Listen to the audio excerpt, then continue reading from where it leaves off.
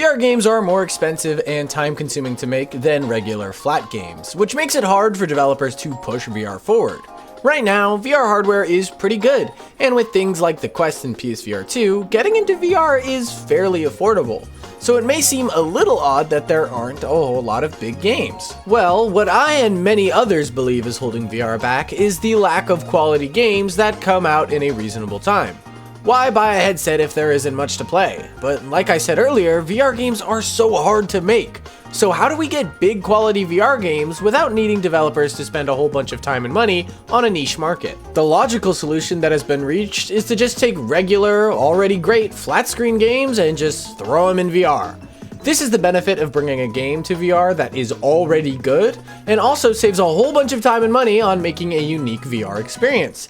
And while this can work well, it's a very hit or miss situation. Let's start with the good, Resident Evil. I swear at this point I bring these games up every video, but the Resident Evil PSVR 2 ports are amazing. They are excellently brought over to VR with excellently adapted things to VR. Things like holsters, manual reloading, motion controls, and there's even mechanics added to the ports that aren't in the base games, just to make the VR experience more enjoyable. You can't throw the knives in RE4 or RE8 in flat screen, but in VR you can throw it to do damage or open crates. They're genuinely such a great experience on PSVR 2, but that's one of the unfortunate parts of these ports. These are exclusive to the PSVR 2. Say it with me now. Fuck. The GameCube version of Resident Evil 4 is available on Quest with the same gameplay enhancements, but none of these are available on PC at all. But fuck-ass exclusivity aside, you can tell these games weren't originally made for VR. Climbing ladders plays a third-person animation, and doing melee kick follow-ups in RE4 also plays a third-person cutscene. And every single cutscene is played on a 2D screen in a void. There's nothing really wrong with these downsides. I don't know how else they'd go about handling such an issue, since at the end of the day, these games were originally made for a flat screen. But overall, the point I'm making here is that even the best flat games ported to VR still have some inherent drawbacks. Moving past Resident Evil, we're going to talk more broad with this studio called Flat2VR, and they specialize in...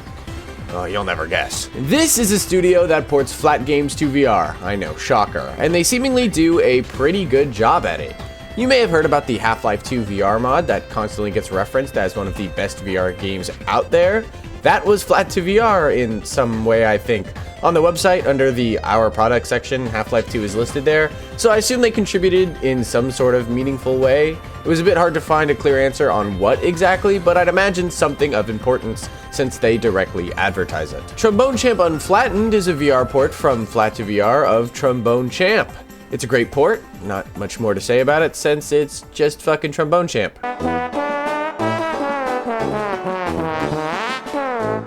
Overall, this studio is quite exciting as they have a pretty good track record so far and are currently working on a Postal 2 VR port, which is really exciting. Moving past Flat2VR in specific, there are a lot of flat games that are simply natural fits as VR games and seem like they were made for VR in the first place. Keep Talking and Nobody Explodes is a flat game where one person is given a manual and the other is in charge of disarming a bomb by communicating with each other about how the bomb looks and what the manual says.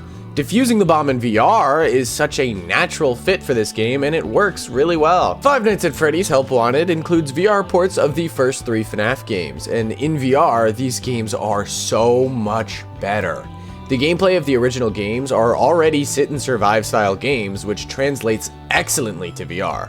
Physically standing in the office and seeing these giant animatronics physically walk by is absolutely horrifying for the average player and is probably absolutely mouth-watering for a furry. Having to physically lean over to the animatronic standing right next to you in order to close the door is a process that makes it feel like this game was made to be a VR game in the first place. And it is absolutely horrifying and probably hot and bothering to a furry. Sorry, I'll keep catching strays, no hate to you guys. Genuinely such a good VR adaptation that was actually too scary for me to play when I was younger, and I had to have my friend and my brother stay in my hot ass room where 3 people were all sharing a disgusting sweaty headset.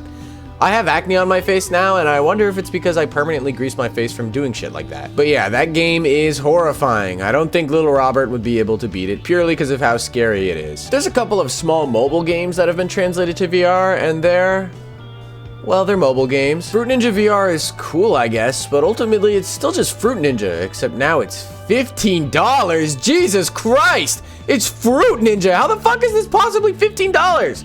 That's pretty bad, but wow. I'd love to tell y'all if it's worth it, but there's a better chance of Half-Life 3 getting announced tomorrow than me paying even $10 on Fruit Ninja. I'm sorry guys, I know you wanted a Fruit Ninja review. The other mobile game brought over to VR is Game of the Year 2019 winner Angry Birds Isle of Pigs. Alright, we're done talking about mobile games in VR. A big player in bringing flat games to VR is passionate modders. There are a lot of really great VR mods for games. Vivecraft is incredible. Half-Life 1 ported to the Quest is super fun. Some of the other FNAF games have been ported by modders and indie devs. Games like FNAF Sister Location and Ultimate Custom Night.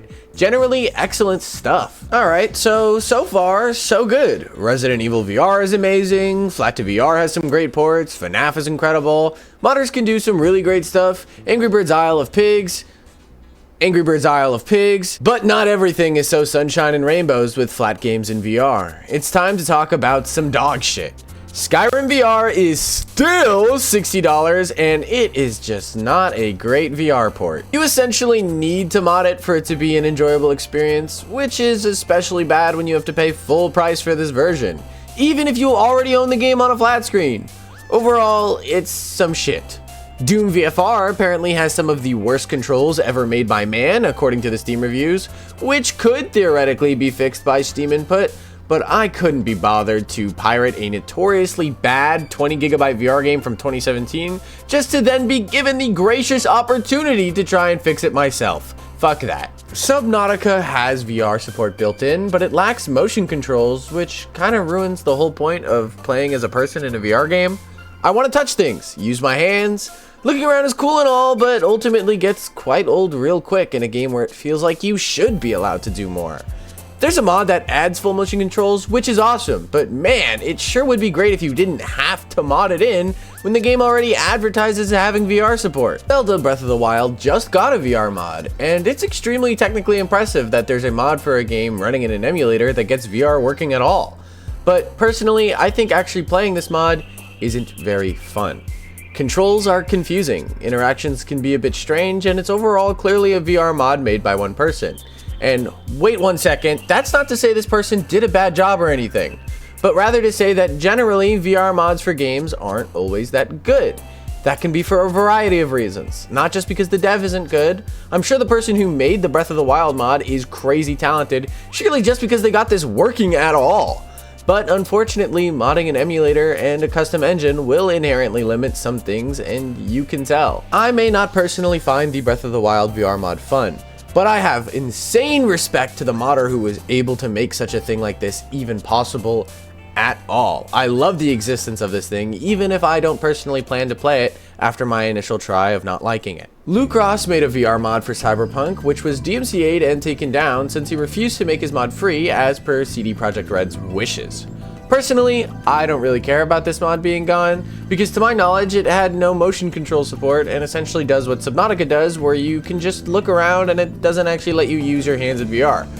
No hand presence. You're expected to sit in a chair with a controller and play. Am I the only one who finds this kinda lame? I see a lot of people express love for these types of mods, but personally, I just cannot get into them. I get that VR is visually really cool, but after using your headset for a while, for me, if a game feels like it should have motion controls and it doesn't, I'm not willing to put my headset on to get what is essentially the Google Cardboard experience. In a game like Cyberpunk, where you play as a person doing high-octane things, and it could work really well in VR if it had proper support, not letting the player do these things physically is very glaring throughout the whole experience. It just feels super limiting, and in my opinion can even make the experience worse than just playing on a flat screen due to the giant performance cost that comes with rendering a game in VR. Especially if it's a mod and I have to go out of my way to set it up just to not really like it. I want to use my hands, and personally I don't find VR mods like this very interesting at all. And of course, I'm aware that wanting motion controls is a big ask and takes a lot of work, but that doesn't change the fact that not having motion controls isn't fun to me. Something can be technically impressive and a lot of work and not be fun. I'm sure that Red Dead Redemption 2 VR mod took a lot of work to get it working in VR, all on a custom engine, but that doesn't automatically make it good. I can appreciate what is technically impressive without liking it personally. And personally, I don't think VR experiences where you use your headset as a spatial monitor like Subnautica are worth playing for most, when there are lots of other more fun experiences that take better advantage of the medium, even if there is a big lack of AAA games. If I'm putting on my headset, I'd rather play a VR first indie game than a AAA game with a janky VR mod where the headset just works as a camera. That doesn't go for every game, by the way. Simulators are a perfect fit for VR. Playing flat games on a giant screen can be pretty cool, and who the fuck wants to play Tetris Effect with motion controls? What does that even mean? When I say I don't want a spatial monitor, I'm talking specifically about the games that would obviously be much better with proper VR support. Games like Cyberpunk, not games like Moss. So, ports to VR can be pretty hit or miss. From the excellent Resident Evil VR ports to whatever the fuck Doom VFR is, to using VR as pretty much a 3D camera. But what if there was a way for people to port VR games without actually having to do anything? What if you could take a flat game and just magically play it in VR without the developers needing to take any risks on porting it themselves? Here's UEVR, a completely free tool where any game made in Unreal Engine can be instantly translated to VR, and it even adds limited motion controls to some games. This is fairly hit or miss, but in my one experience of trying it in FNAF Security Breach, it worked really well. The flashlight was actually tied to my hand and the game worked fairly well in VR. The only issue I really had was the lack of buttons on current VR controllers. I originally had mixed feelings about the Steam Frame's full controller layout, but for things like this where having a full controller would enhance the experience, I've essentially fully switched my opinion on this. A D-pad is going to be awesome for games like Pixel Ripped and Tetris Effect, and the full controller layout will be amazing for some flat games translated to VR, like Vivecraft. I've spent more hours than I'll ever be willing to admit setting up the optimal Vivecraft controls and Steam input, and being able to just use the Steam Frames controllers as the classic Minecraft console controls I'm all too familiar with seems like a dream come true for a retard like me. But what about pushing VR forward? Something that I think is very important. Can flat games accomplish that? Well, I think the big, really well done ones like FNAF Help Wanted, Resident Evil, and Minecraft can get pre-existing fans of these things interested and make them consider buying a headset. The amount of people who played games like VR Chat and Rec Room and bought a headset to play those games they already love in a better way led to an insane amount of people getting into VR. I was able to convince my brother to buy our first VR headset by telling him about how we can play Minecraft in VR. Loki scammed him, by the way. He played some Beat Saber and FNAF, then never touched our Oculus Rift S ever again. Shit instantly turned into my headset. So I believe good flat screen to VR ports or versions can absolutely have a big impact on people.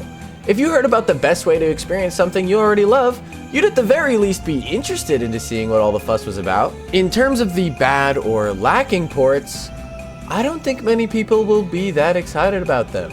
Don't you just love the idea of only being able to look around your favorite game and not interact with it in any unique way? Apparently, actually, since Luke Ross's mods were making him fucking 20 grand a month. So maybe I am the outlier. But on the other hand, there's a mod for Breath of the Wild in VR right now. That's probably Nintendo's biggest and best game. And I don't hear a lot about it. I heard more about Resident Evil 4 VR support.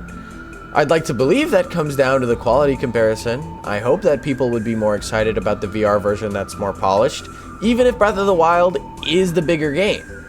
From what I can tell, that seems to be the case, and if so, that's great. But overall, things like that are kind of hard to tell to get the general perception of. So, all in all, there's good, there's bad, and there's alright. VR ports can be an awesome way of not only getting people into VR and excited about it, but also giving already existing VR players more to play and also be excited about. VR's got a big future of originals coming up, but to get there, we need more people who love VR as much as we do. I think flat games being ported, well, are a great stopgap while we wait. just as long as they are actual full VR ports and not cameras strapped to our faces. If you enjoyed this video, check out this one where I talk about why VR game prices are so damn good and why that's kind of a bad thing. It's a lot like this one, so if you're gonna have me on your second monitor anyway, you might as well cue that one up, bro. Please, come on. You can also get 10% off any game in the Quest store using the link in the description. It's genuinely the best way to support the channel and is the only reason I can keep doing these videos. It's free money for you. If you're gonna buy a VR game on Quest, you might as well use it anyway. Thank you so much for watching this video, and I will catch you all in the next time, fat bitches. Bye-bye!